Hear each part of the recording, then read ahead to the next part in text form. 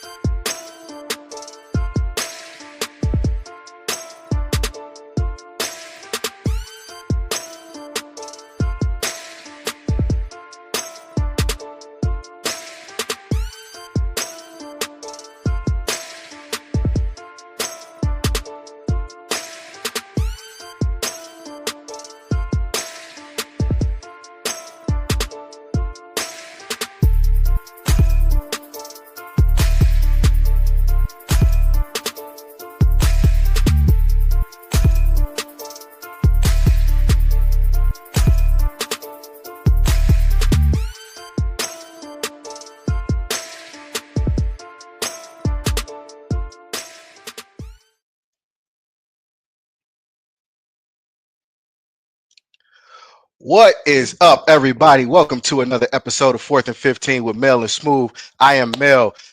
Smooth is on hiatus, but Smooth will be back just as well as you know it.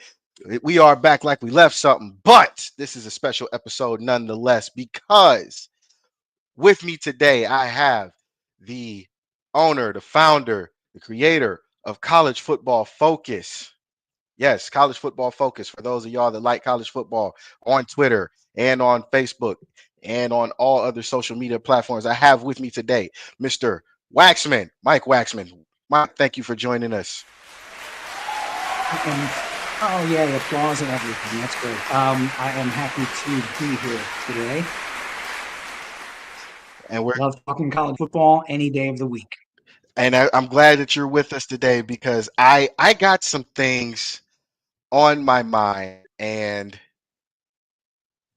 I just it doesn't bug me, but the fact that we have to have these conversations as media is what bugs me.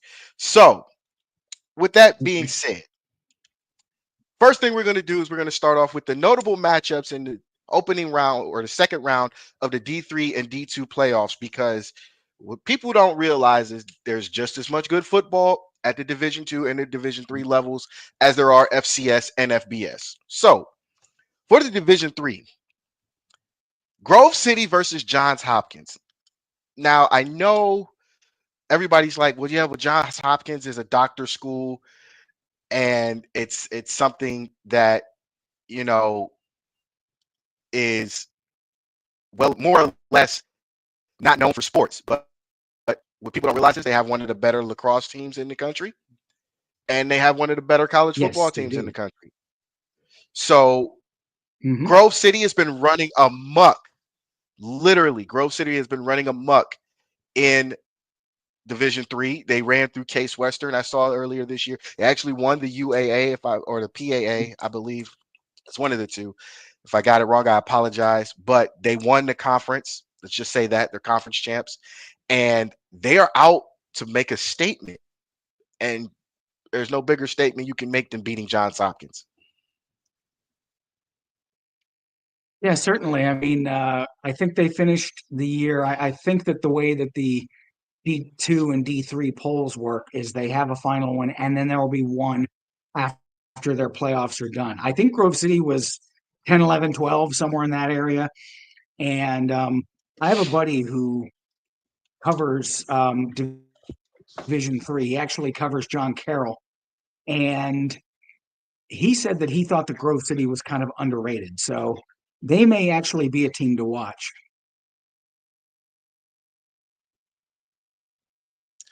I actually agree with that because looking at the season, they were averaging 40 points a game against opponents in some cases. And the fact that they had just destroyed Case Western, it was mind-boggling because you don't often see Case Western get beat the way that they did unless they're playing someone along the likes of Right. Mount Union. Hmm.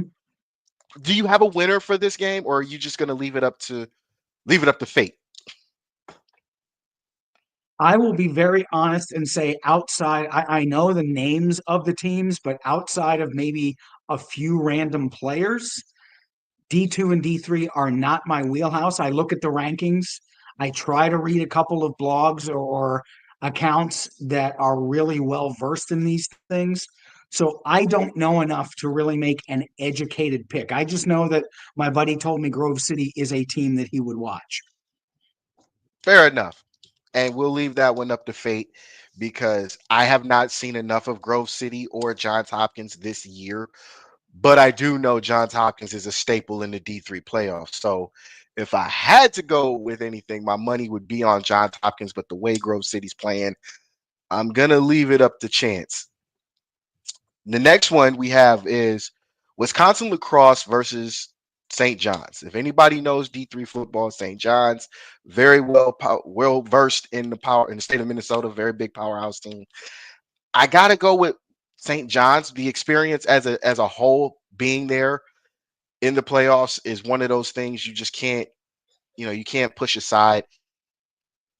So I'm gonna say St. John's with the Johnnies on that one. There's too much history behind that one to just say no.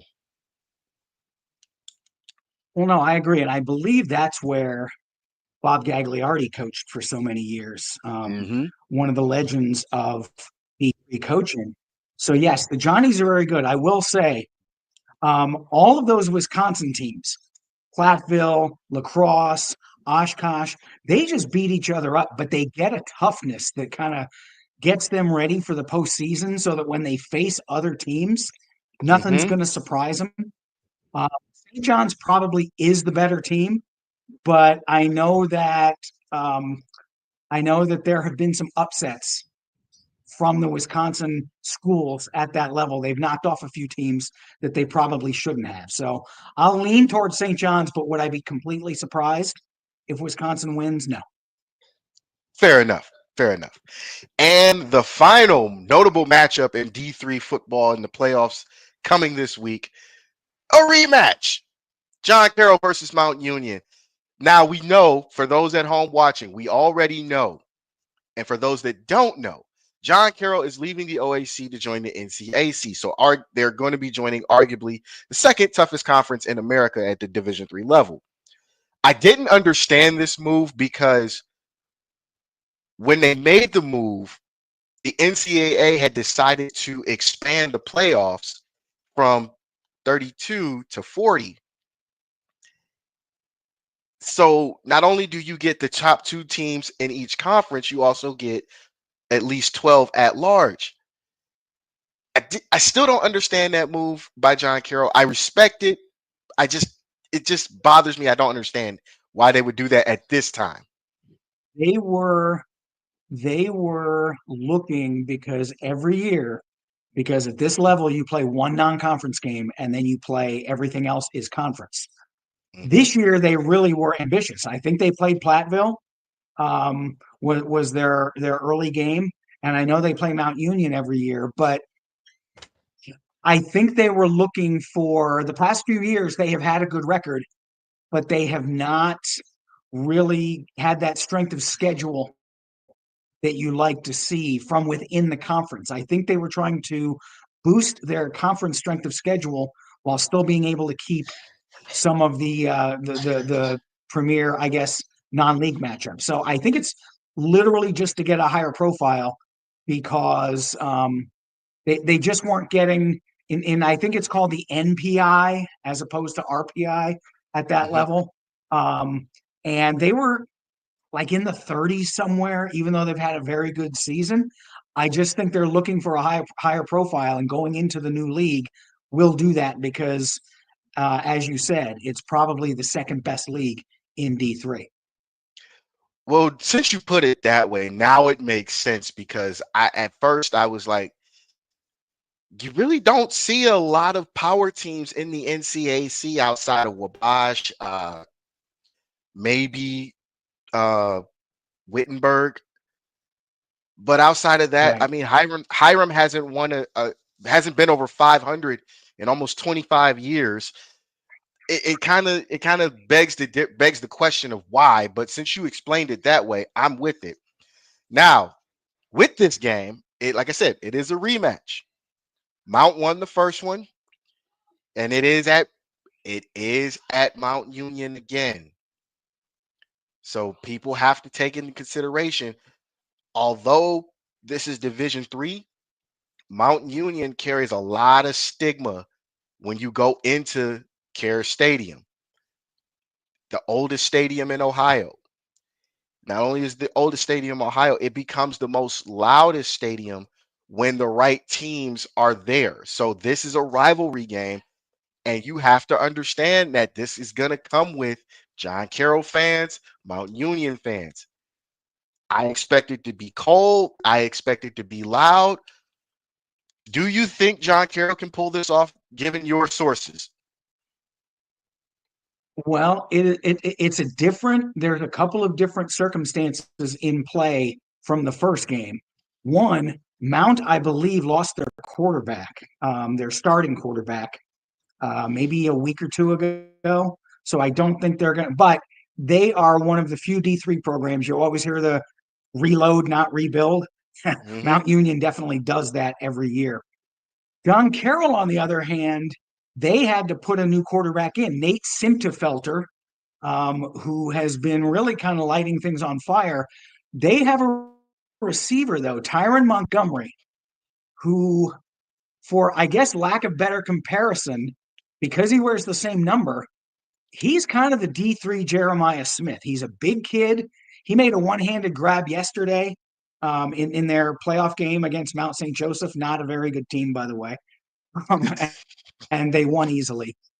But this kid really is going to have some options. He has an interesting backstory. He went to LSU. Um, he also went to Nichols, and he really had to work to be academically eligible. And now he is at John Carroll. He did not play football in high school. Really? He always just kind of had an athletic build, but he did not play high school football. So basically, he went to LSU, did not pay attention, flunked out of LSU, went to Nichols. I think he had to really apply himself there. And I think it was just a matter of because he had never played, even though he is a talent, he needed to get acclimated to a talent level because it's not like going from high school where you're used to butting heads with people. This literally was a first time for him. So he is a kid who has opportunities next year. And I feel bad for programs like John Carroll and the D3 schools. He's going to have an opportunity to go somewhere next year, maybe as high as MAC. He could be a guy who you hear about in the MAC next year. Hey, you know what? For for So, for the do sake I of think discussion, go ahead. Go ahead. I think that John Carroll will be closer this time because early on in the year, they were pretty much just a running team. They like if they got behind, they were not going to be able to come back. They Hmm. now have the ability to come back. It's all a question of if they can weather. Mount Union always jumps on teams early.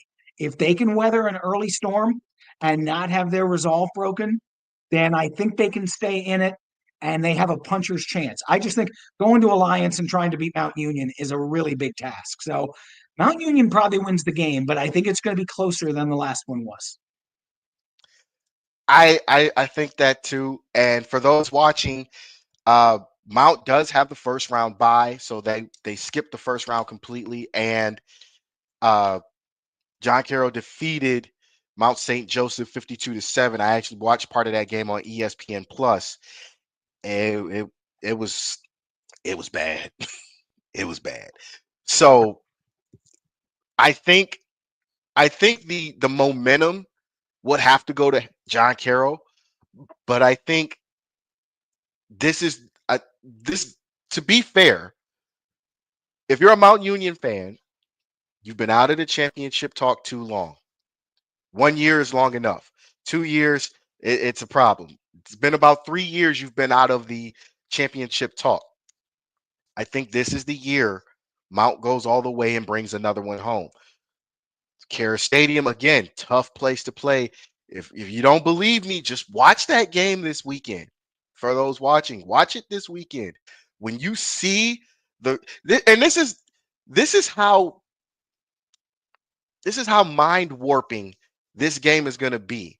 If you ever been to Kara Stadium or watched the Mount Union game on TV, Mount Union doesn't even put their fans on the press box side. They put their fans on the side with the shade. That's how that's how evil Mount Union is. I got to go with Mount. I think they're out for blood this year. Yeah, I agree. Although I will say North Central is going to be a tough team to beat to win the whole thing. But you're right. Mount has been kind of out of the discussion for probably too long. And proud programs, when they're playing with a chip on their shoulder, they are hard to beat. But North Central is a really, really good program.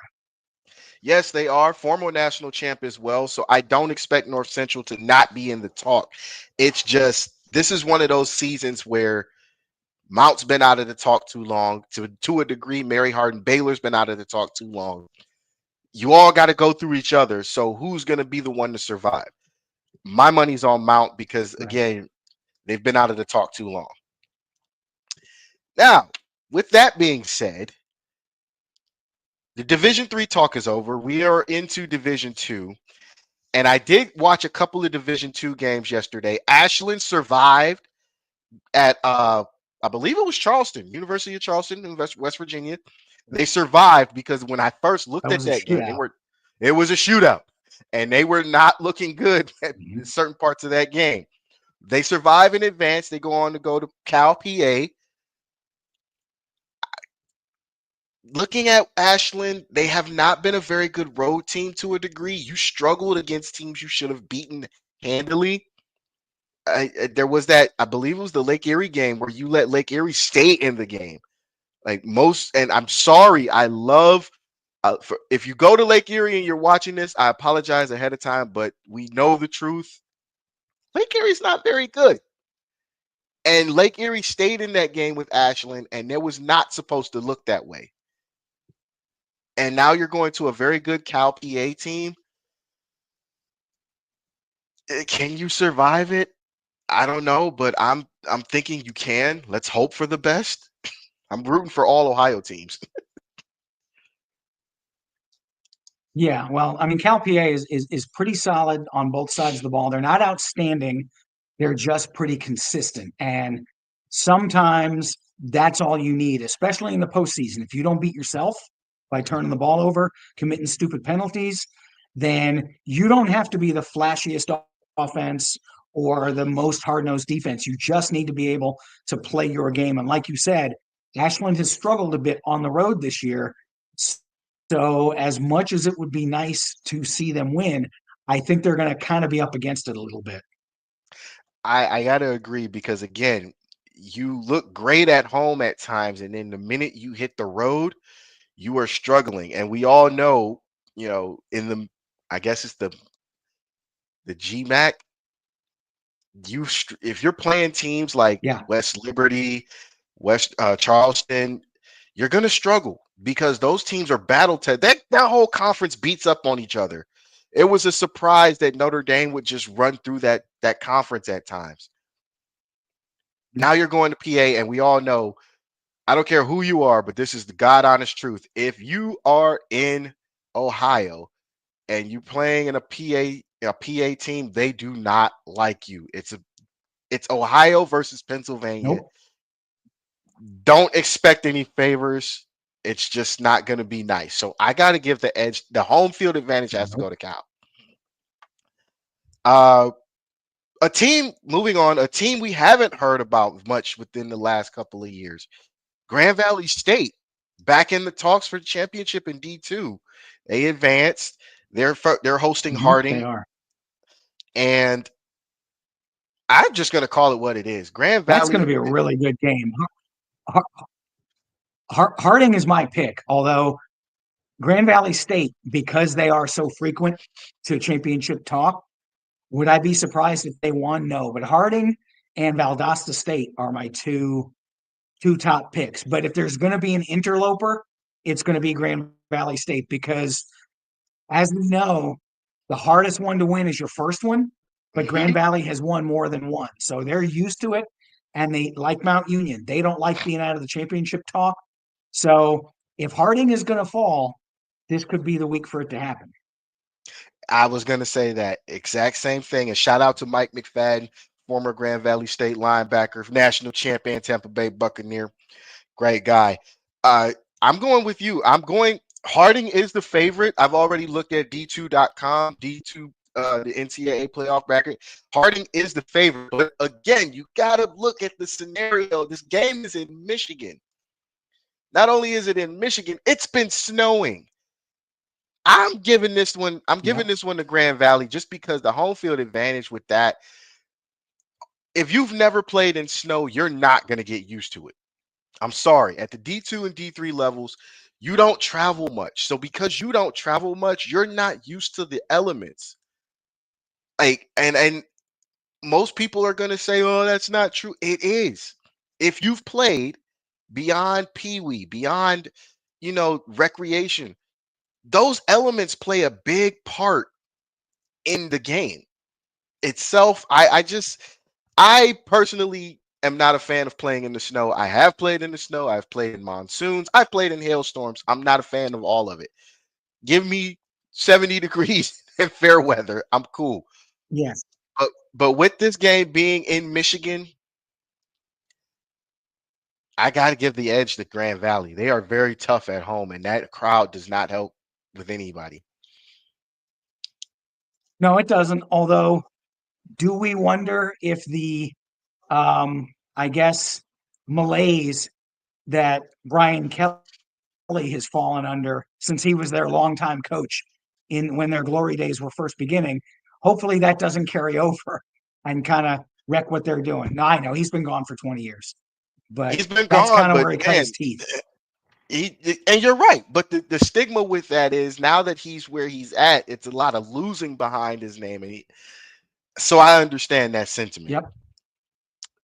All right, this is the one uh my boy Rico McGee was worried about, and I can't say I blame him for this one because he's an alumni. So Rico, I'm gonna do this unbiasedly. Virginia Union versus Lenore Rhine.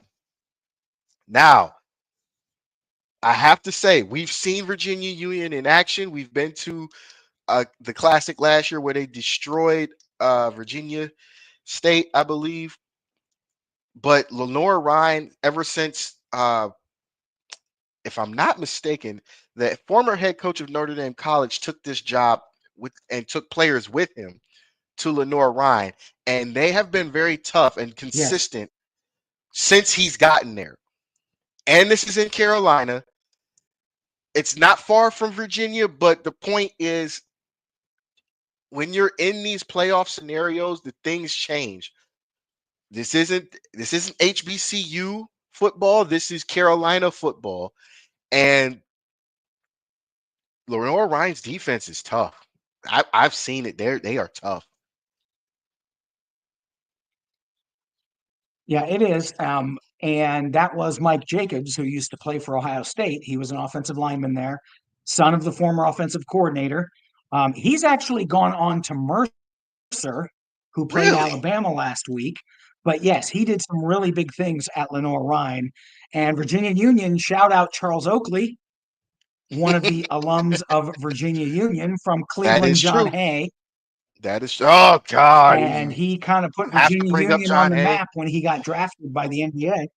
Well, also shout out to Ben Wallace, another Virginia Union player, Yes. and now Triceratop. Don't ask where that came from, but Tri-C alumni, Virginia Union alumni. So shout out to Oakley and Ben Wallace. Uh, but yeah, Mhm.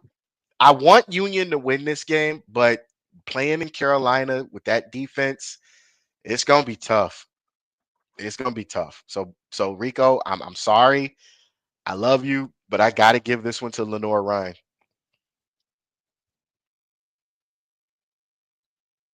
Yep, I would agree. Just again, mostly because of the home field. I think it'll actually be a pretty tight game, but um, what do they say? Defense travels. It won't have to because they're at home. But I think Yeah. that when you have two closely matched teams, if one of them has a slight edge on defense, that's probably what gets you through. I also think, and I know a lot of people don't talk about this with HBCU football, but I think The other edge going to Lenore Ryan is going to be in the kicking game because, as we all know, Mhm. HBCUs they're doing better. They're doing a whole lot better with getting kickers, but you got a consistent one in Lenore Ryan. He hasn't missed very many all year. This if this comes down to a field goal, I have to give the edge to Lenore Ryan outside of the defense. Yep. Yep. Moving on from that, the other intriguing matchup in the South, Miles traveling to Valdosta, and you just brought up Valdosta, who's also has been Yep. out of the championship talk too long as well. This one is going to be brutal, and the only reason I think it's going to be brutal is because you got it when you go to Valdosta, even the high school is brutal because the fans don't let up. You can't even throw the Right. referees in this one. The fans don't let up. The team doesn't let up. And this is a city, not just both teams, high school and college. This is a city that feeds off of energy on game day. So when those crowds are into it, the team is into it. When the team is into it, people go home disappointed for the other team. Yes, Miles won the SEAC. They have been very good this year, but can you overcome the monster that is Valdosta State? Yeah, there's two teams that are both ranked in the top 10 in total offense and total defense. One is Harding, one is Valdosta State. Valdosta State has allowed 10 touchdowns all season. It's So heartbreaking. that is pretty tough to overcome going in. I mean, they've just got some dudes on that side of the ball. They've scored 56, but they've only allowed 10. And if you're in the stats in the top 10 in on both sides, it means you're not reliant on one thing that if one thing goes bad, oh, we're done because you can lean on the other side. So Valdosta is, I think they are. If Harding doesn't win it and Grand Valley doesn't win it, I think Valdosta is a pretty good choice because they are a well-rounded team. But you're right, them going against Miles, that's just going to be that might be some of the hardest hitting ball you're going to see all weekend, Hey man, and I you know that counts FBS and FCS. yeah, I agree because we'll get to the FBS in a second, but as far as hitting is concerned, we've seen Miles in action.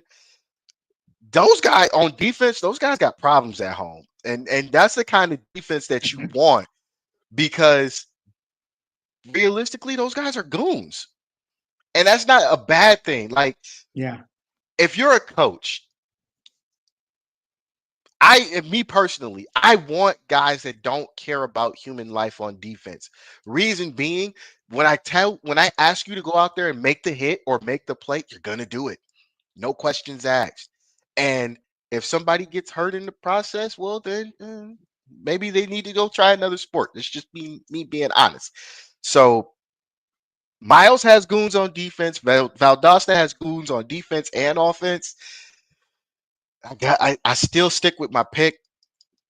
My favorite to win D2 is Valdosta State this year, so I'm just going to stick with it. And hopefully I'm right.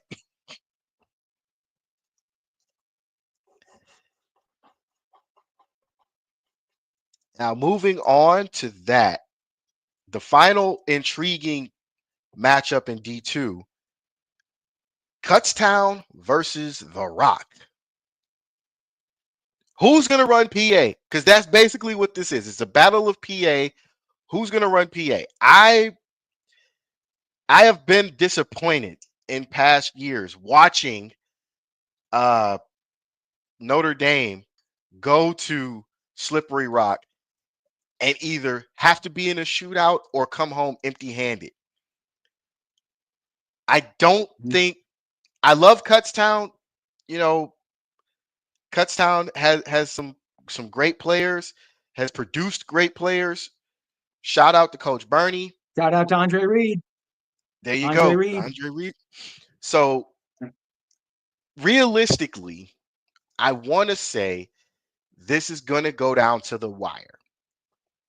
But as we've all seen, once again, playing at a tough place like Slippery Rock, it's gonna be an issue for Cutstown.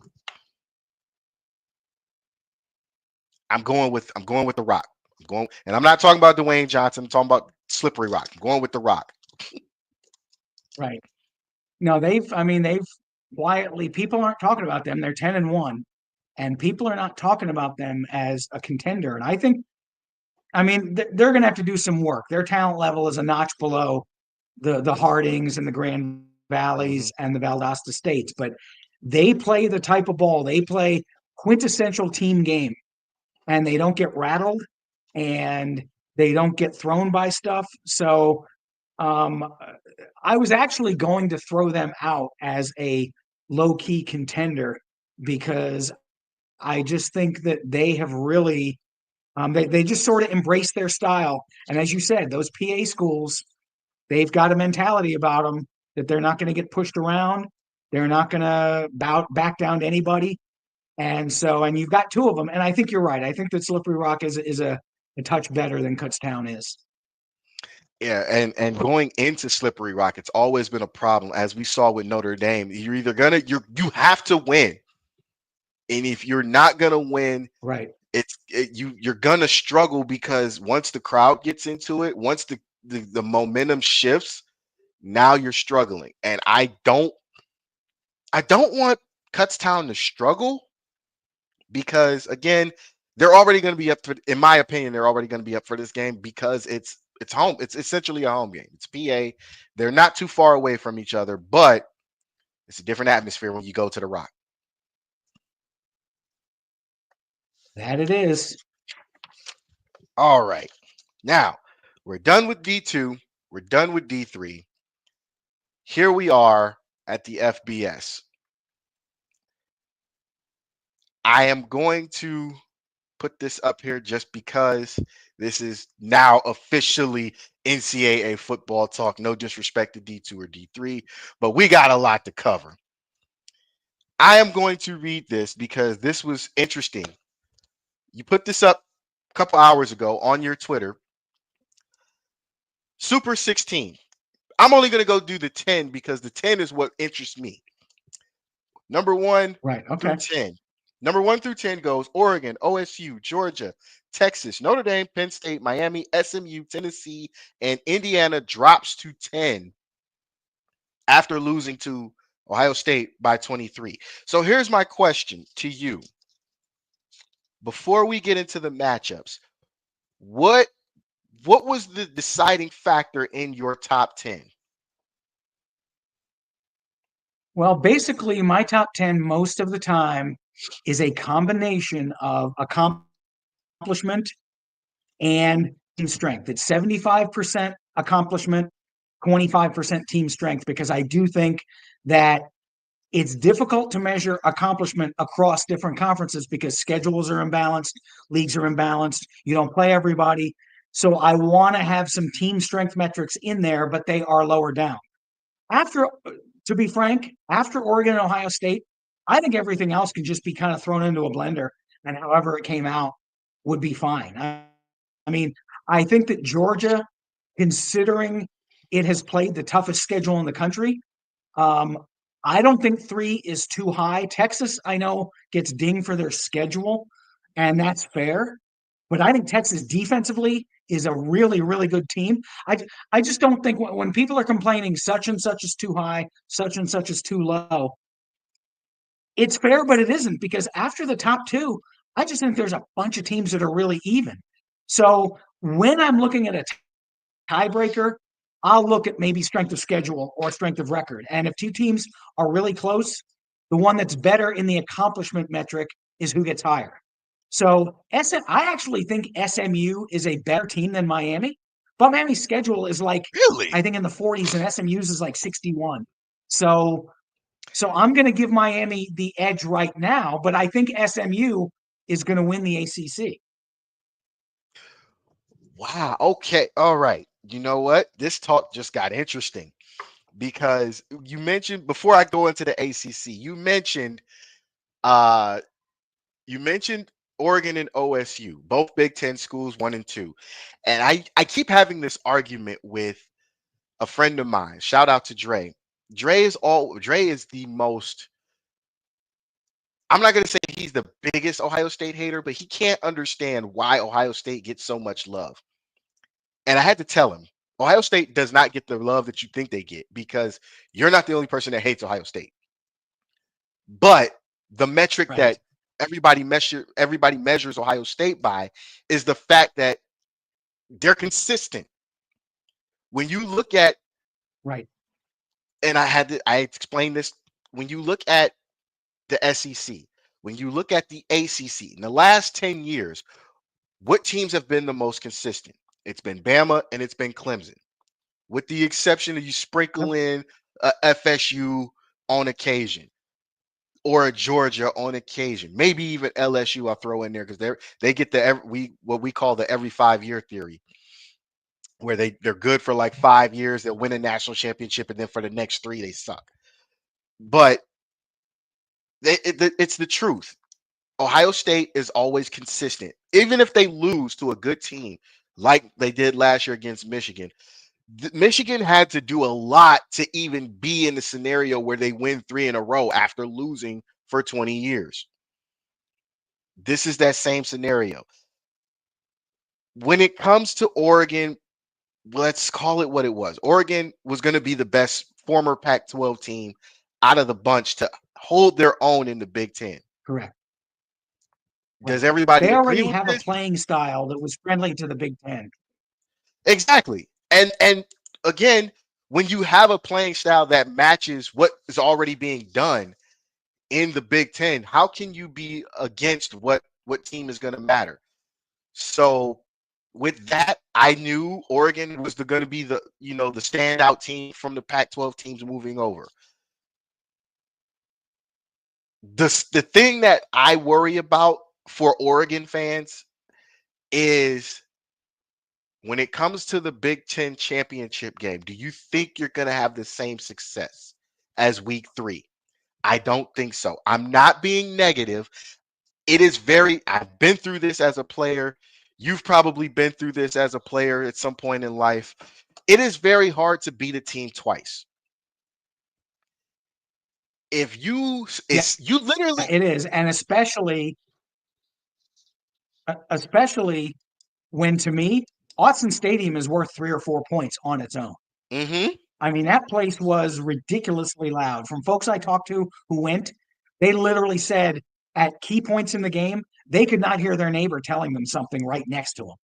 So and you're not going to get that at Lucas Oil Stadium. It's a you're nice really not. facility, and but it's not as loud. I've been there for NCAA Final Four basketball when Mm-hmm, Butler was in it, the hometown mm, team.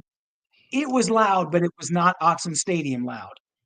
So I think that Ohio State will not have to worry about, okay, do we need to go silent count here? Do we need to do something a little bit different because we're not going to be able to hear our signals? You're going to be, in terms of coaching and game management, you're going to be a lot more comfortable in this game if you're Ohio State than you were in that first one. and realistically, that's going to be a if when that game happens, because we still got some stuff we got to go over, but the money is when that Right. game happens.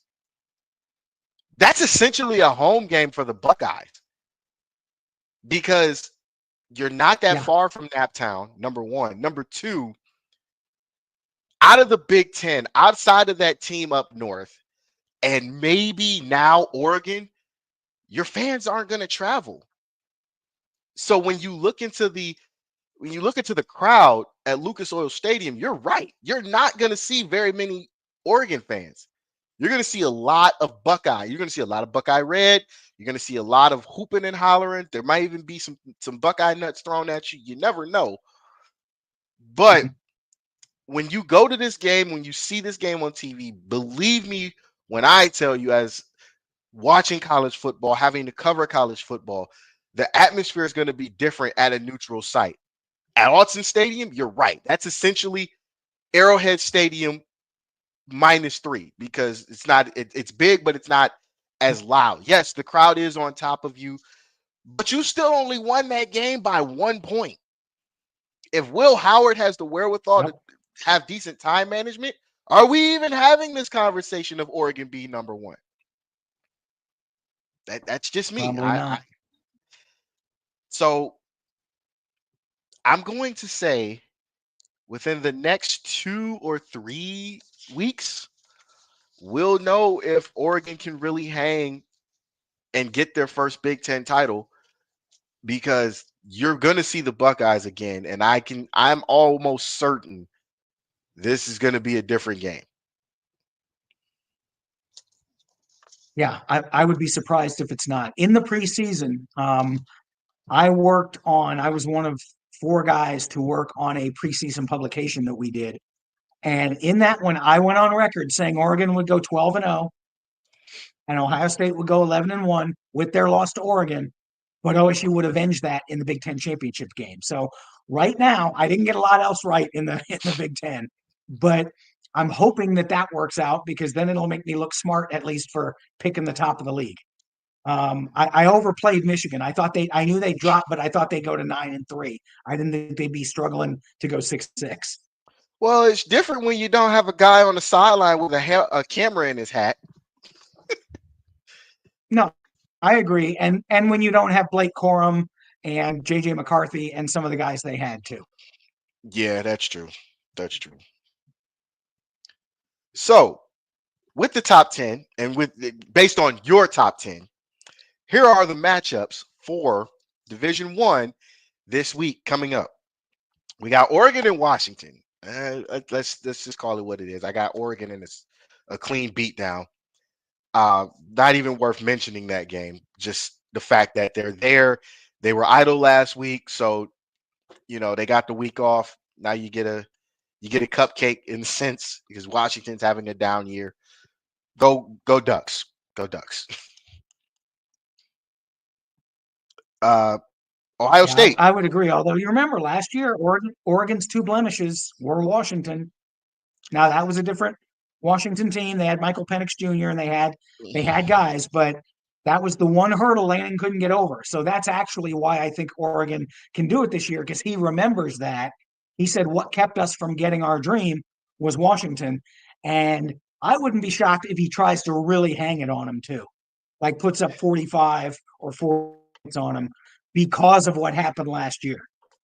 It wouldn't surprise me either, but again, you're playing Washington. I believe you'll be at Husky Stadium, which is a tough place to play, but It is. it's not a Pac-12 game anymore. This is now a Big Ten game, so this is going to feel different. Mm-hmm. I don't expect any lag or fall offs from Oregon, but if you slip up against Washington in the last game before the Big Ten championship, this is not going to look good for you. No. Moving on. As you can see, I got my block O because the number 2 team in the country Mm-hmm. will be hosting that school up north. It's revenge time.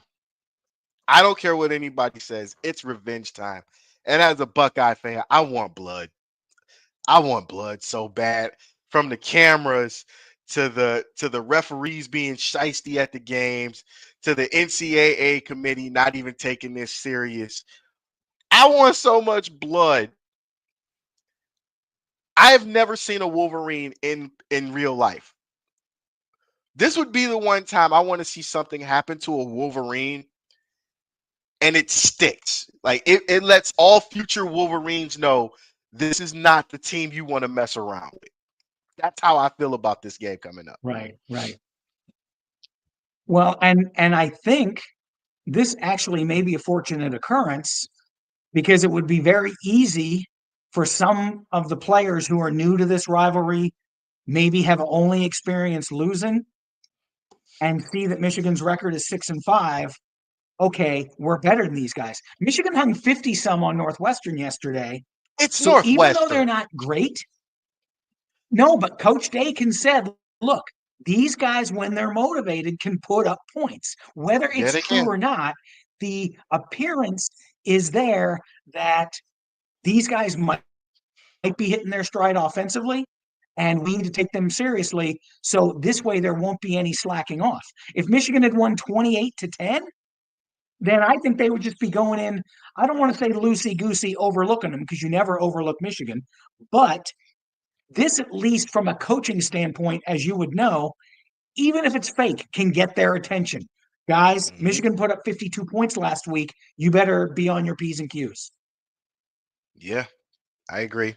I agree. As much as I hate to agree with that statement, it is also a true statement because we've seen Michigan motivated at times this year. We've also seen that they look like crap when they're not motivated.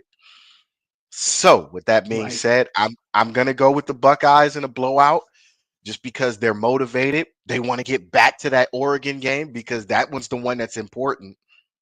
I mean, like the reality is they're Right. already going to be in the playoff just because strength of schedule.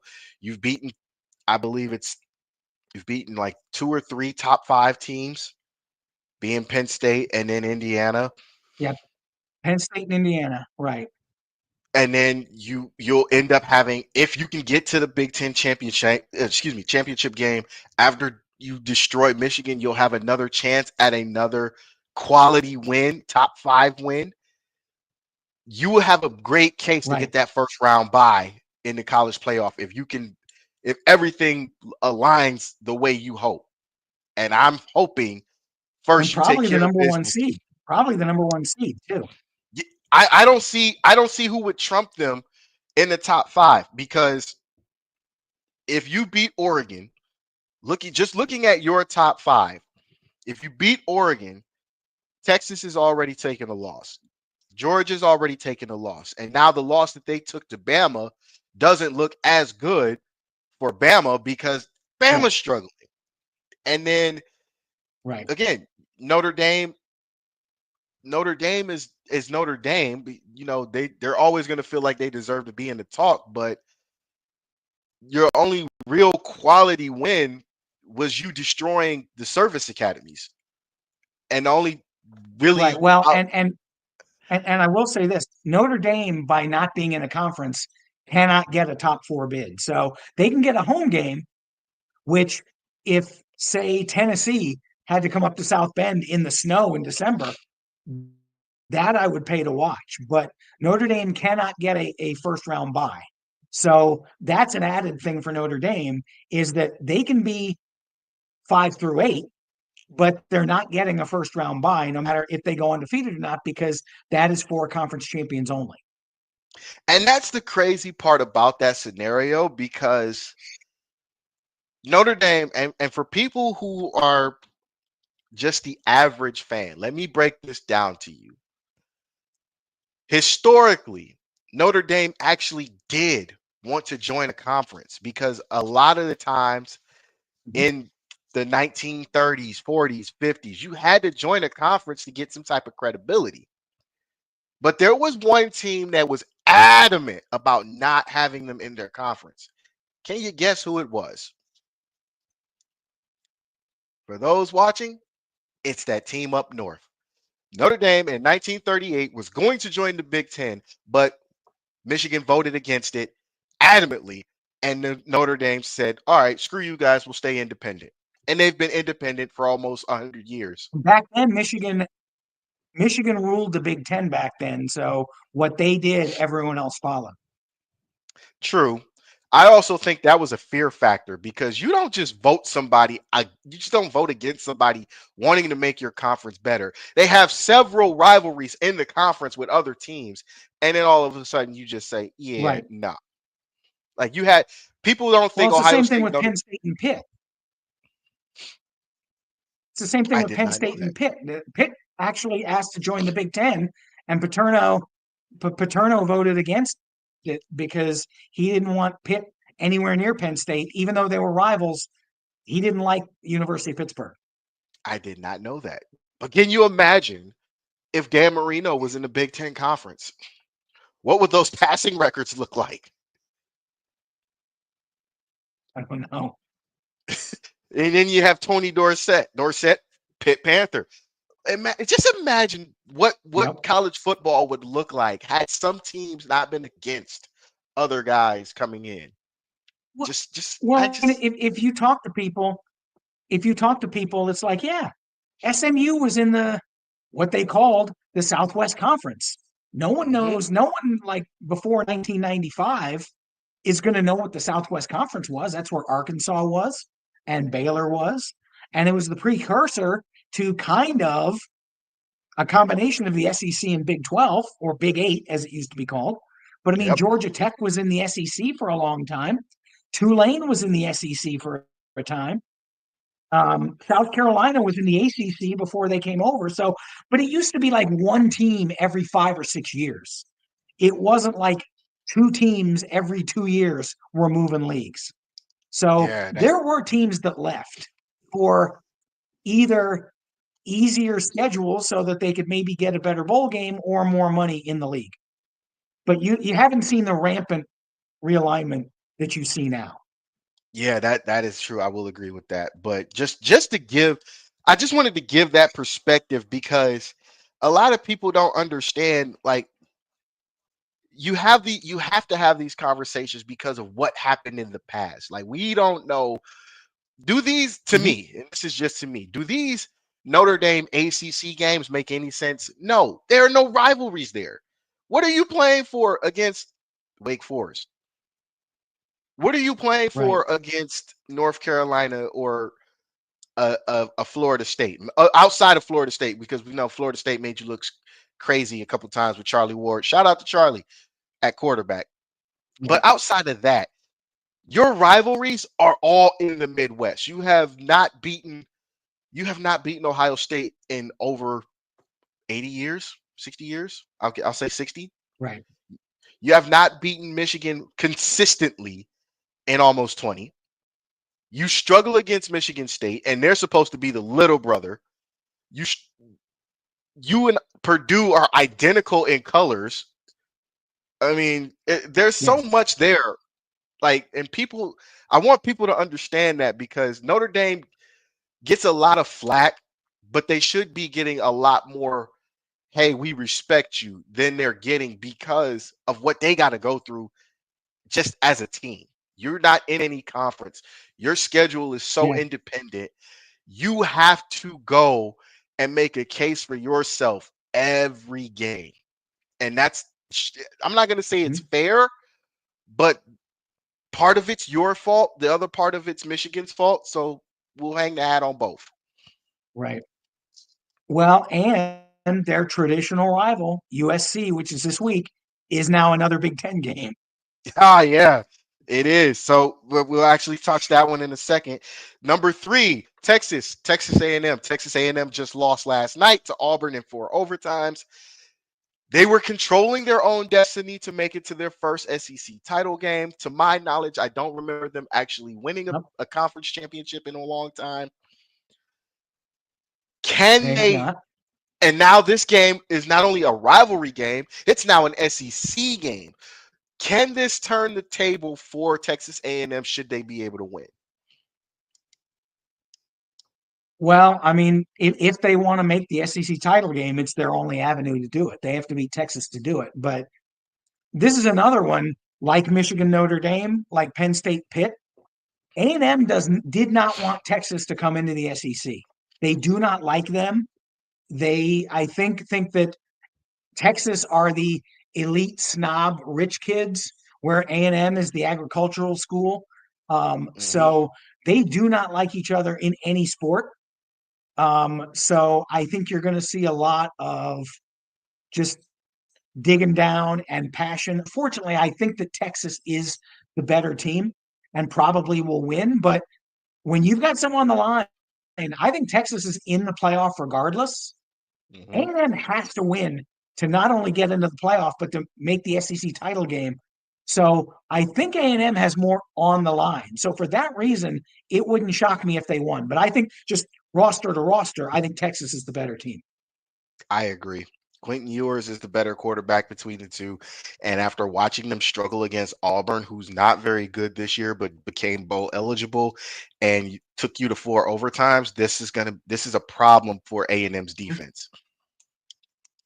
All right, moving on. Number four, Penn State.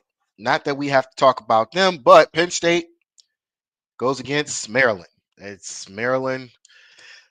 I'm going to be honest. I think with the addition of Maryland and Rutgers, I think those were strictly basketball moves, and I'm gonna stick to that. But because they have football teams, here we are. Penn State should not have a problem with Maryland, even though Maryland is very scrappy.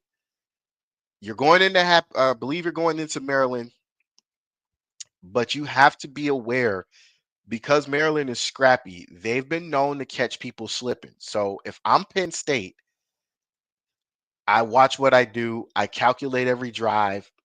I make sure our defense knows that this is not a team we want to play around with because the longer you play around with Maryland, the more hope you give them, the more hope you give them, the more they believe they can win. Give me Penn State, but don't slack off against Maryland, please.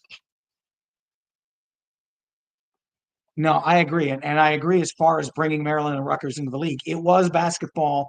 It was also the league powers saying, ooh, we can get the New York market with Rutgers. We can get the DC market with Maryland. Never mind that those are pro sports areas. Mm-hmm. And like 15 people care about college sports in New York and DC. I say this because a lot of my family lives in New Jersey. And other than me talking to them about Ohio State, they don't watch college sports. So I know what the league admins were doing. I don't think it was the best decision. But Maryland is kind of, I thought they'd be a little bit better this year.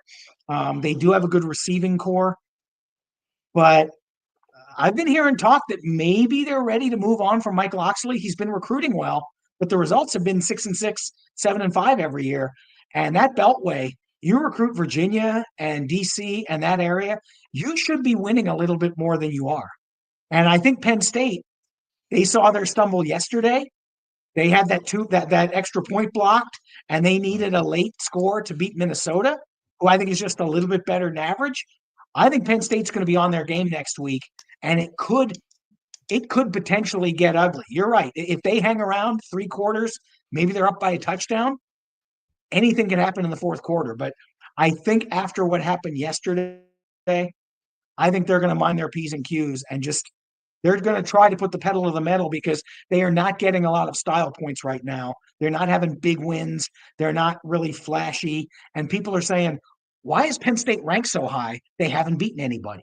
So I think they're going to want to make a statement, even though Maryland's not great.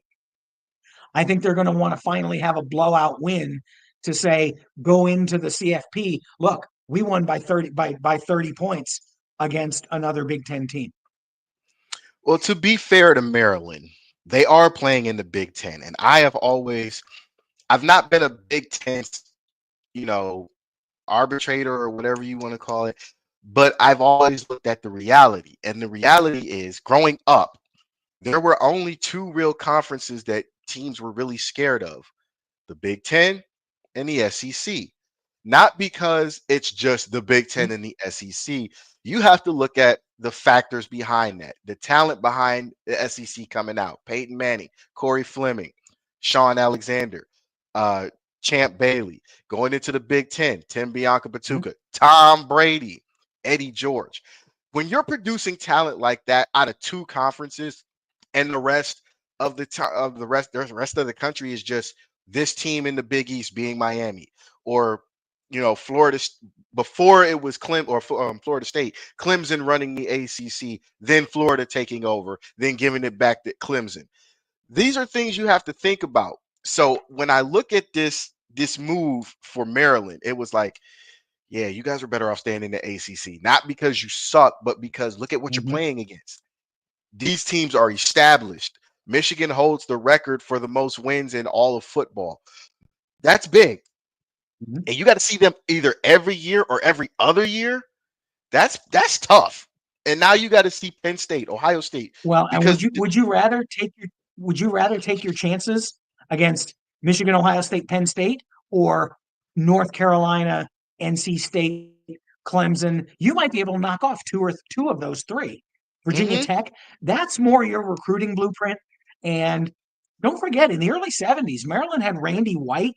They had some really good players at Maryland. oh yeah, And I mean, Boomer, they were a quarterback factory for a while. Frank Reich, Boomer Esiason, they were yeah, turning out quarterback after quarterback after quarterback. They're a better fit for the ACC. I thought so too. Like, I thought that was If you were gonna, if a team was gonna stay put, I thought Maryland should have stayed in the ACC because Maryland could hang in the ACC. You had better contention, Right. beating up Wake Forest, beating up North Carolina State. North Carolina's turning it around now, so you would have had a problem there. But with the addition of the Big East, which is essentially Miami, Boston College, Virginia Tech, Syracuse, and Pitt, you're not going to have the same success in the Big Ten that you would have had you stayed in the ACC. I'm sorry. Maryland fans, I Right. apologize. It's just the truth. Basketball, you got it. We've seen you guys. Basketball, Right. you are that guy. Football, you should have stayed in the ACC. And I think it's showing now.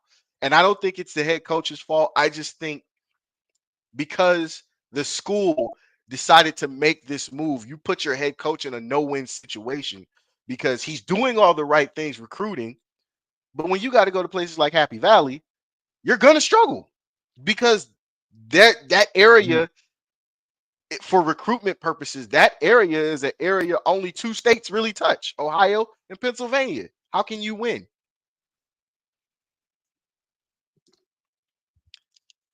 All right. So moving on from the Terps and the Nittany Lions, the Old Oaken Bucket is up for grabs with Purdue and Indiana. Indiana just got beat on. Purdue is Purdue. And I'm just being honest with this. The Purdue has not been credible for real, since Kyle Orton left, and before that, since Drew Brees left. Is this up or is Indiana on upset alert? No, I've seen Purdue 3 times this year, and at no point was I ever impressed. I thought maybe they had a puncher's chance against Michigan State, and that game Mhm. started off slowly. It's like, okay, Purdue's hanging. Michigan State is a slightly above average, lower rung Big Ten team, and you never got the impression that Purdue was going to stay in that game. Hmm. Purdue is based on power ratings, whether it's FPI, whether it's me, whether it's Bill Connolly. Purdue is the worst power conference team in America.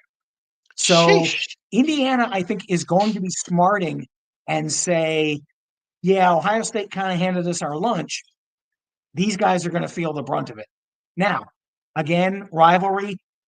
Strange that nothing is ever off the table in a rivalry game, but barring Curtis Rourke going out of the game and barring like a couple of their defensive guys getting hurt, you can't see a way Purdue stays in this game. They're just not very good. And I think Ryan Walters might get canned at the end of the year. I know he's only in year 2, but people really thought they were going to make an upward move because at the end of last year, they were actually playing a little bit like a legitimate team. And people thought that would be a momentum into this year, and it's been anything but. I think honestly, and this is just my own personal theory. I think the addition of the Pac-12 team, the Pac-12 power teams, kind of threw everything off kilter because now with recruiting and Midwestern kids seeing USC, UCLA, Washington come in and Oregon come to the East or the Midwest, I think that swayed a lot of their recruiting because now Midwestern kids have more options besides just Ohio State, Michigan, and Purdue.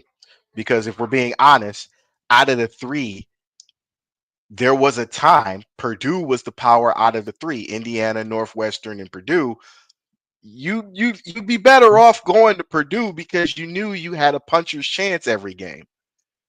I'm I'm thinking the addition of the power Pac-12 teams kind of threw that off. You're right. The head coach might get the can, but I don't think it's his fault, especially in year 2. Yeah, I agree. And I know, I just think that their fans, and I know they've been a basketball school for like the last 5 or 6 years, and Mhm. really going back farther than that, but especially now with Zach Edey and some of the guys they've had and the runs they've made. Um, I just think people want football to be representative. I don't even think they're asking for Big Ten titles. I think they'd be thrilled with 500. They haven't sniffed 500 for 3 or 4 years. Yeah. And that's the sad part because they are good enough to actually be above 500. where they have been within the last couple of years. Yeah, I mean That's just they've got some players. Some of their receivers are young, but they're good. And if Hudson Card could have ever stayed upright because their offensive line is terrible, but if he could have stayed upright, maybe their receivers could have done something. And I really like their running back, Devin Mockabee. He's a tough kid. He loves contact. He runs like a Mike Allstott, like a Purdue back that you would expect to run. mhm. They just don't have anything on defense, and their offensive line has been a sieve all year. And that's when you're playing Ohio State, Michigan, and now Indiana, you have to have a decent offensive line. So I agree. Yep. So I'm gonna give the edge to Indiana on that one. The bucket stays and bucket goes back with Indiana. Number 6, Notre Dame. Yep. Host or traveling to USC. The Jewel Shillelagh's on the line. I don't think the Shillelagh is even relevant anymore to Notre Dame. I think they're, and I'm not downplaying the rivalry. I just think the more you talk about the rivalry between USC and Notre Dame, I think Notre Dame fans get mad because it's time to bring a national championship home. Yeah, I would agree. And I mean, they definitely want to win this, especially because of the problems that Lincoln Riley has had at USC. Um, I mean, I know they won last night and they got bowl eligible, but I don't know that that is going to be, ooh, we went 6-6 and we beat UCLA, but we didn't beat any other of the real good teams. And so I think the USC fans want to win this game, but you're right. Notre Dame has higher, loftier goals. Yeah, Just and it, beating and it, USC isn't going to do anything for them. not anymore. If you were 5-5, okay, but now you beat a really good Army team yesterday or last week or yesterday actually. You beat a Yeah, really you good blasted Army them. team. Yeah, And other teams have been having problems with the wing T. So if you can handle that, yep, why are you settling for the Jewel Shillelagh? I'm really thinking that the right, aspirations to be national champions again are higher than they've ever been. You got a lot to fight through. So do we want the Shillelagh? Yeah. But if we ain't coming home with a championship, the Shillelagh don't mean nothing. right. All right. Bama, Auburn, Iron Bowl. Bama is number 7, even after getting beat on by Oklahoma. I don't think that loss coming up with the playoff rankings coming up Tuesday, I don't think that loss is going to help their cause. They'll probably drop to maybe 10th, No, 12th. That's just my guess. I'm thinking they're going to drop to 10th or 12th. You you laughed at what you because you mentioned it earlier. You laughed at as a conference. The SEC laughed at Big 8/Big 12 teams coming in, and you can't beat them. This is a problem if you're Bama. I know I talk a lot of trash about the SEC, but I also give the SEC their credit when it's due. Post Nick Saban, you are not looking very good, especially against teams you no, are picked to no. win and you should beat. You should have beat Texas. You should have beat Oklahoma. If you were going to give two teams their welcome to the SEC moment, that should have been it, but you didn't. Now you're going into the Iron Bowl with a Right. Well, motivated. and the difference Go ahead.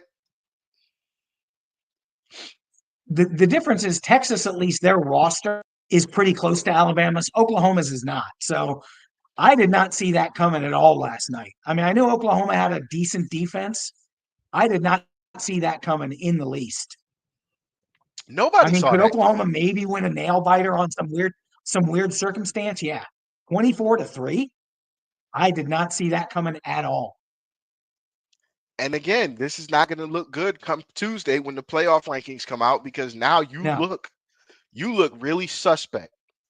And again, Right. post Nick Saban, they already want your head if quietly. They don't want it out loud, but quietly they're like, yeah, you got to go, guy.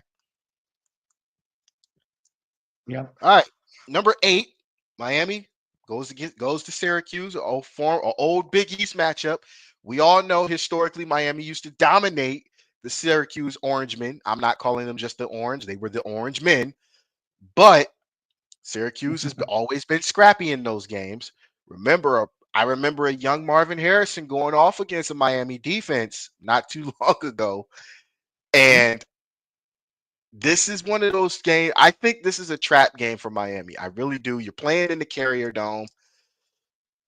Carrier Dome has always been a problem for teams, especially Big East teams. And this is, despite what anybody says, this is a Big East game. Syracuse is motivated. Somebody's got to keep Miami. If Miami, and I'm sticking with this statement, I will die on Bunker Hill with this statement.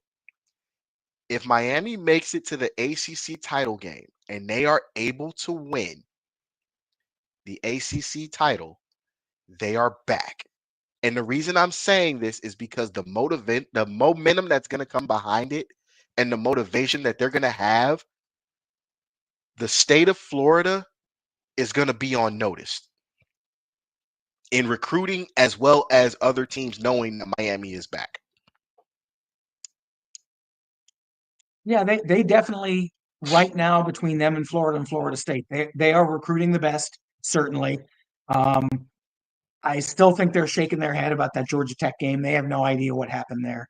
Um, I, I agree with you. I think Syracuse is scrappy. Um, say what you want to about Kyle McCord's leadership or when things go bad, they really go bad. When he's on, I watched some of that game yesterday. He can put the ball into tight windows. And Miami has not always been on point with its coverage in the secondary. So Aronde Gadsden, who played in Miami, his dad played in Miami for the Dolphins. Mm-hmm. And some of the receivers that they have are pretty good and could give Miami problems. And Miami may win, but this could be one of those back and forth who has the ball last sort of shootouts. And would I be shocked if Syracuse kind of upsets the apple cart and destroys Miami's dream? No. I think Miami probably has enough talent to weather it. But if this is a field goal game or a 4-point game, I am not going to say I'm surprised by that. I would be surprised. And the reason I would be surprised is because for all the fourth quarter comebacks we've seen from Miami and Cam Ward this year, this would be the question of where was this at against Georgia Tech? And if that question pops up, I think that's going to hurt not only the team momentum, I think that's going to hurt in the eyes of Heisman voters just because voters have had that question since the Georgia Tech game. All right. Number 9, Ole Miss versus Mississippi State. Mississippi State, the little brother, we all know this. It's the Egg Bowl, I believe. I don't really care about this rivalry just because you don't know what you're going to get from either team every year. So why is this such a big deal now? But I'm sorry. that's why I love it though. That's why I love it because you had a guy peeing in the end zone a couple years ago. And I love that. He did the dog thing. He put his leg up.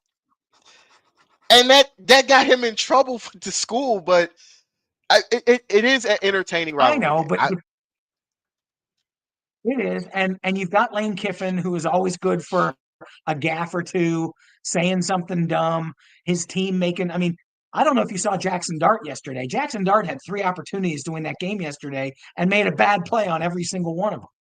So Yeah, you could get that, and Mississippi State could finally rise up and say, "We've sucked all year, but we're going to wreck your season." Even though that third loss by Ole Miss ostensibly already wrecked their season, but they could yeah, really wreck it by having a 3-win Mississippi State team beat them. yeah, because you weren't supposed to lose to Florida. You had more Nope. firepower offensively than Florida did. And Florida has been struggling the last 5 years, off the top of my head, the last 5 years. You are not, if you're gonna make a case to either be in the SEC title game, be in the national championship picture, you cannot lose to teams like Florida, bad teams. And again, historically, we know Florida used to run the SEC for a time. So did Alabama, so did LSU, so did Georgia. Those are the consistent teams. Alabama, LSU, Georgia. You have not been consistent enough to where people believe you are a team worth being afraid of. Mississippi, on the other hand, is trying to go back to being the powerhouse that they thought they were with Eli, maybe even Arch. But at the same time, Mhm. if you're going to have that mentality, you cannot lose to Florida. And then you can't go into your rivalry game and lose to a 3-win Mississippi State. I'm sorry. You will just who's going to take you serious at that point? No one. And finally, in our top 10 notable matchups, the war between the hedges, Georgia versus Georgia Tech. Georgia Tech has been surprising all year. I would not be surprised if Georgia Tech pulls off the upset. I understand it's Georgia Tech, anything can happen. But if that happens, do we see Georgia Tech or Georgia in the playoff? I still think they would be because they had the number one schedule. I know that when they lost, like Ole Miss blew their doors off. Alabama, it was a 7 point game, but Alabama controlled that game early, Mm-hmm. and Georgia had to come back to make it respectable. Um, the one thing that Georgia Tech does well is the thing Georgia has had problems with all year, stopping the run. Massachusetts was able to run the ball on them yesterday. And Oh, Massachusetts is, like Purdue, one of the worst programs in college football. And I think they had like 150 yards rushing against Georgia. And Georgia Tech has Jamal Haynes, their quarterback, Haynes King, can run. So I think they're going to try to line up and just run the ball at Georgia, shorten the game, mm-hmm. control the game so that Georgia's playmakers can't do stuff, and say, you know what, you've been inconsistent stopping a run all year. Come and stop us, and if you can stop us, more power to you. You hit the nail right on the head because that was exactly what I was thinking yesterday. Let's be honest about this. UMass was a MAC school at one point. All right, for those watching Mm-hmm. historically, I'm throwing this into historical context.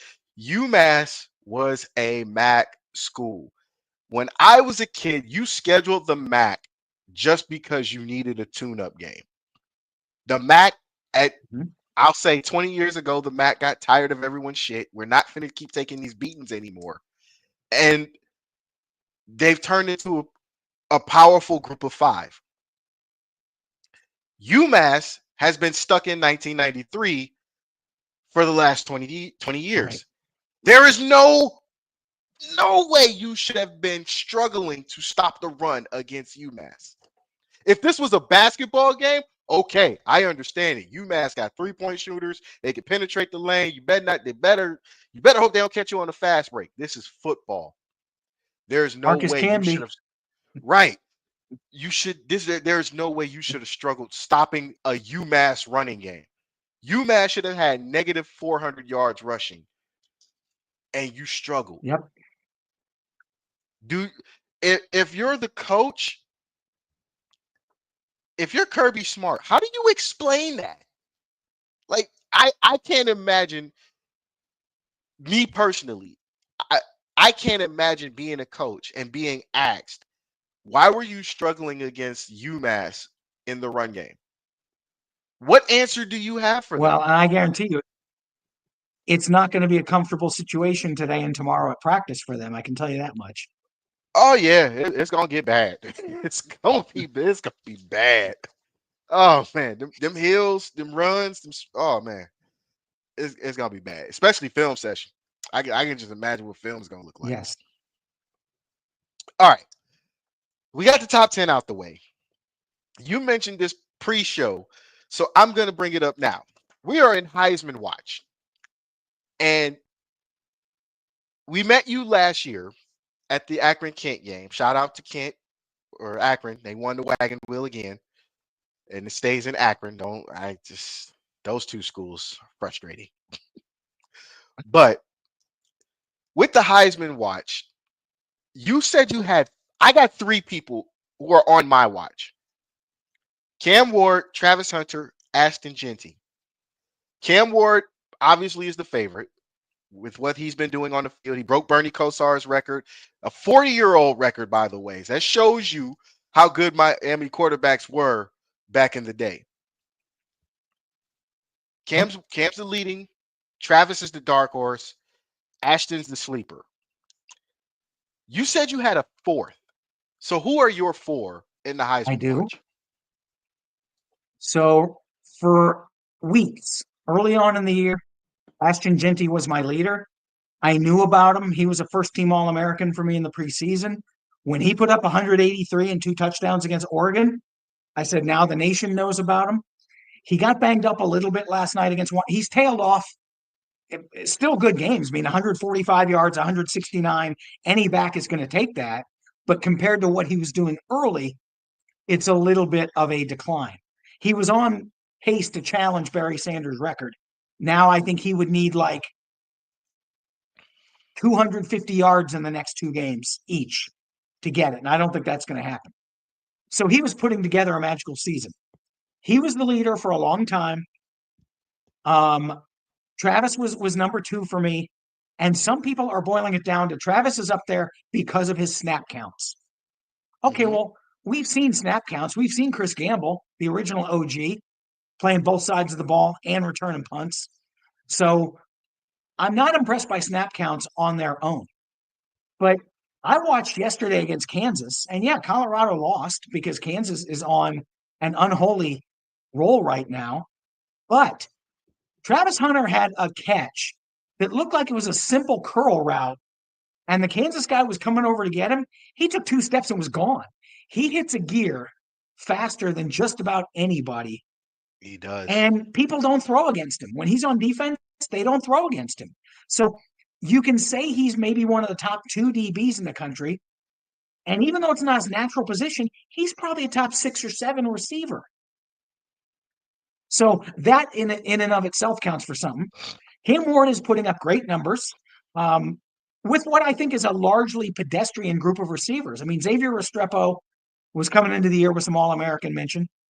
He's been good, but I don't think he's been great. The other guys are just kind of guys, and Cam has elevated them.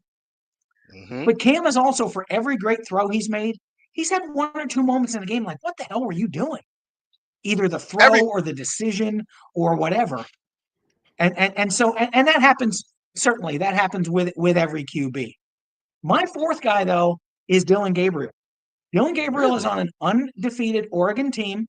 I know they didn't look great against Wisconsin really last didn't. week when they played, and they were off this week. But as much as anything, he engineered that Oregon offense to make explosive plays against Ohio State. I don't want to say he beat Ohio State by himself because he had plenty of help. But Mm-hmm. he runs Dan Lanning's offense as well as you could hope for a first-time starter. And why Oklahoma kicked him to the curb, I've never understood. Because I think Oklahoma would have a pretty salvageable offense if he was there. So I think Agreed. if you're the quarterback on the number 1 team in the country, you're automatically in the discussion. Now, is he going to win? Probably not. But I think they invite 4 guys. I think he's the 4th guy that gets invited. Fair enough. Now, the reason I bring this Heisman talk up is because I had a conversation with a friend of mine, and he felt I felt differently than he did. And the reason I felt differently was because he mentioned that uh Travis Travis gets more praise than a little bit in so many words. And I don't feel Travis gets enough praise. I don't think Travis gets enough praise. He's the number 1 player. He's the number 1 player on most boards in the NFL. And yes, And in that's the usually reserved for a quarterback. exactly. And we couldn't do it through text. So I'm gonna say it now. The quarterback position, when it comes to the Heisman race, there are 2 positions that I feel get more recognition, more praise than any other position in college football: quarterback, running back. What I wanted to explain to my friend was that although Travis is getting the recognition, it's not enough. And the reason it's not enough is because out of all 3 or 4 between the 2 of us, out of all 3 or 4 between the 2 of us on our list, he's got to do the most just to get noticed on everybody's voting board.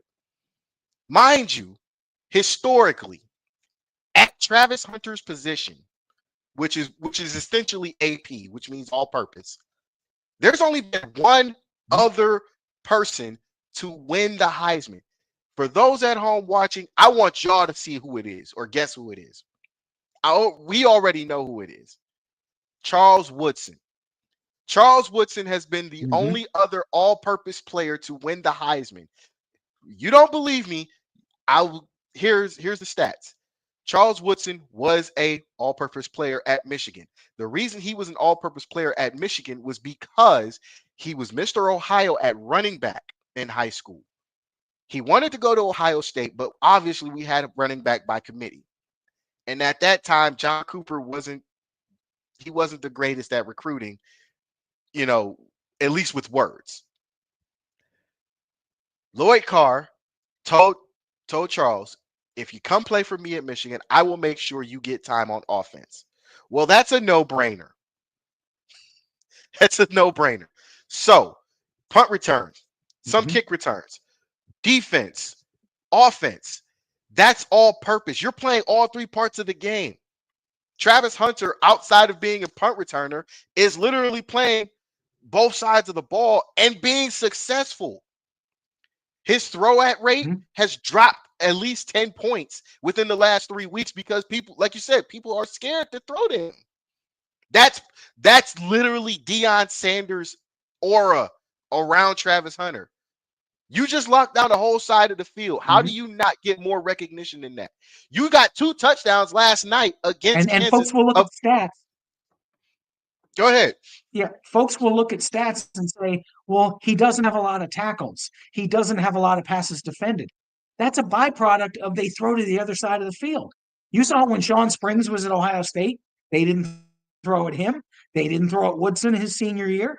There are a lot of corners over the years whose stats looked pretty average because the other teams Because didn't challenge them. And if you watch the exactly. games, you'll know that that is the ultimate sign of respect. Okay, we know you can beat us. We're not going to test you. Yeah, and it's on film. When Kansas, when Oklahoma Mm-hmm. State, when they go line up or go to film session and they look and see Travis Hunter is on everybody's best receiver, that best receiver is not having the best game because he can't get thrown at. That is a Nope. testament to his work. Right. And I think I've been saying this for years.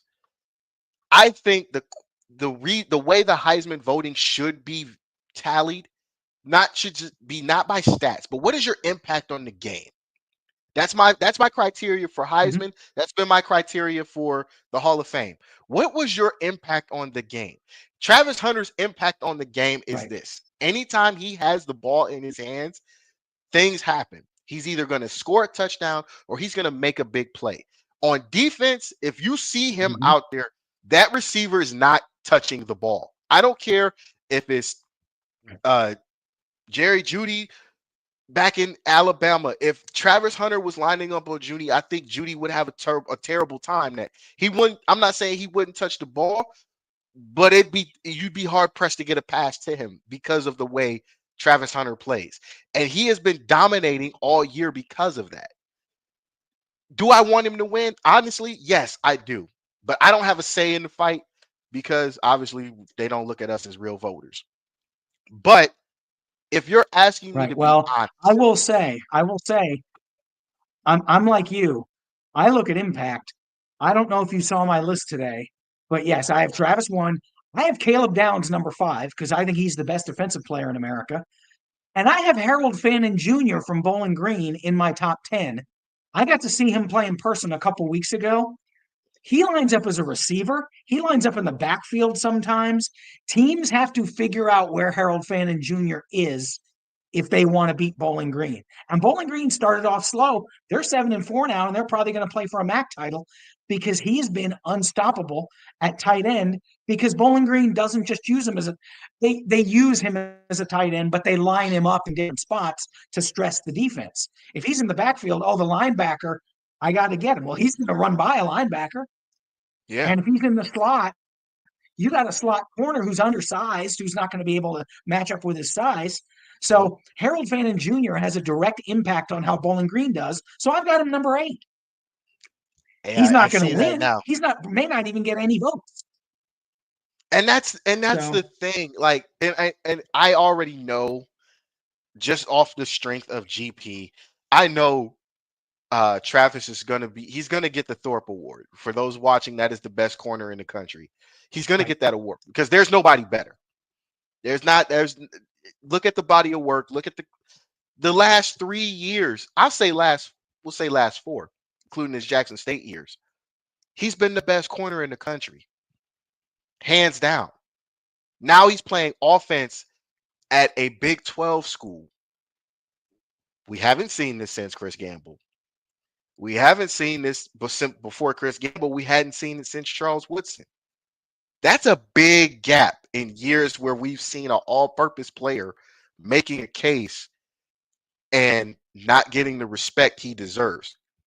Respect, praise, admiration, whatever you want to call it. He needs it because I'm going to say it. Voters will get this wrong if Travis is not either the one or two in Heisman voting. And if you snub him this year, why are we voting? Don't get me wrong, Cam's great. Yep. Shador is great. But if we're looking at Shador, that's a hand-in-hand combo. You'd have to split that between Yep. Shador and Travis. Right. It's just being honest because without Shador, Travis doesn't look good on offense. Without Travis, I think Shador is a subpar quarterback or above average quarterback because the other receivers aren't as good as Travis, or they don't make as Right. big of Well, an I impact. don't. Right. I don't take the Heisman seriously ever since Ndamukong Suh did not win it. He put up a defensive season for the ages and finished fourth, fifth, maybe. I mean, I don't get it. And years I covered Ohio State, Orlando Pace should have been no worse than three. He was probably the best player in college football, but you're playing offensive tackle. How do you measure that statistically? You really don't. And that's a disadvantage. But every defensive coach said, we were trying to neutralize that guy and we couldn't do it. There's a reason You know, Eddie George got all of his big runs around the left side I was behind gonna number say, 75. you know how you measure Orlando Pace statistically? Look how many times Bobby Hoying got touched on that side. Yep. Look how many times Eddie Mm-hmm. George broke for over 20 yards going around the left side. Matter of fact, just look at Mm-hmm. who got through. Look at those defensive lines from that Big Ten era. Michigan's defensive line was scary. Uh, even Mm-hmm. even Penn State with linebacker U was Penn State. Paul Mm-hmm. Posluszny. Uh, you couldn't get past Orlando Pace. That's how you measure that.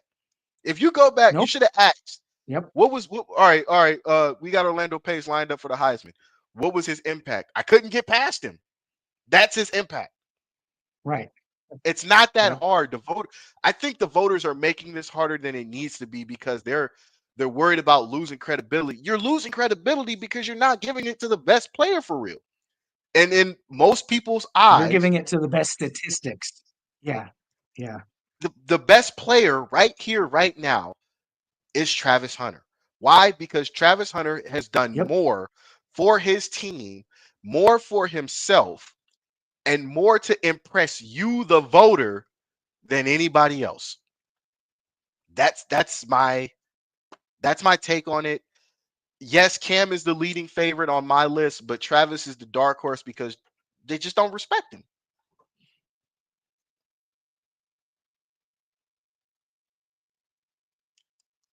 And for that, you know what? I'm gonna give this because this is deserved for all the Heisman voters that are probably not paying attention to Travis Hunter. Come on, Skip. Uh, So I'm yeah. I'm just I'm sticking with that. I now that you say that, I do see because I just looked at your Heisman list. I do see Harold Fandon on there. So I think the top five will go as this. Obviously Cam, Travis, maybe Ashton, and then Dylan and Shador will round that out because those are the teams that people are really paying attention to. There's no disrespect to Harold, but when you Mm-hmm. play in the MAC, a lot of people don't take you serious because it's the MAC. Not to, but what you don't realize also is that the MAC has produced almost as much talent as most Power 5 schools in the NFL. So that's my It 5. has I'll indeed. I'll add those two to it right now. We'll add Dylan, and then we'll add Shador.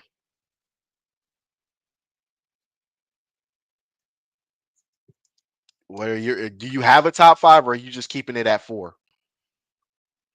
I'm just keeping whatever my 5 is listed there. I've got Dylan at 4 and Caleb Downs at 5. So that's what I'm keeping. Fair enough.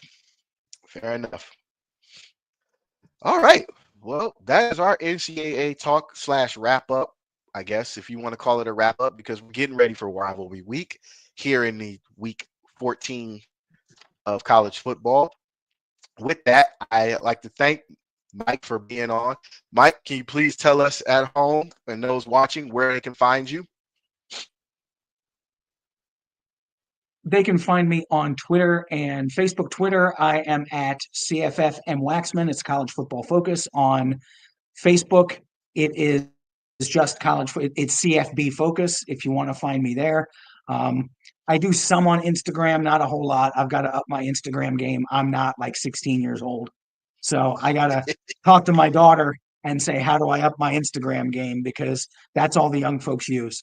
So, so on Instagram, I also have a CFB Focus there, but I got to kind of mess with that and try to get that going. So that is where I am, and I'm going to try to do a little bit more with my blog. I have not given that the attention that it probably should have had. So next year, that's going to try to be a daily thing where I have something on it pretty much every day. And right now it's on Blogspot, but it may be on WordPress next year. So if it's on WordPress, I got to come up with a name. And so maybe that'll be my summer project, coming up with a name for my blog. Understood.